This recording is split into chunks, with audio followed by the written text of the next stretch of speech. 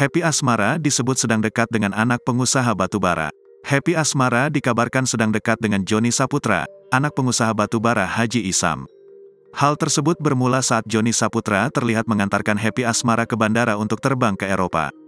Hingga muncullah dugaan bahwa Happy Asmara kini sedang dekat dengan Joni Saputra dan kini nama Joni Saputra tengah trending di kalangan warganet. Ia diisukan dekat dengan pedangdut Happy Asmara. Namanya semakin menggema setelah Joni Saputra terlihat mengantarkan Happy Asmara ke bandara saat wanita 24 tahun itu akan ke Eropa. Momen tersebut tertangkap kamera YouTube Ria Ricis baru-baru ini. Dalam video tersebut, awalnya Ria Ricis dan Happy Asmara terlihat sedang berbincang-bincang soal persiapan ke Eropa. Di tengah-tengah perbincangan, Joni Saputra yang memakan hoodie warna abu-abu mendadak menjauh dari sorotan kamera. Joni berjalan melewati Happy dan Ria agar tidak tersorot kamera. Video Ria Ricis itu kembali viral di TikTok hingga ditonton lebih dari 701.000 tayangan.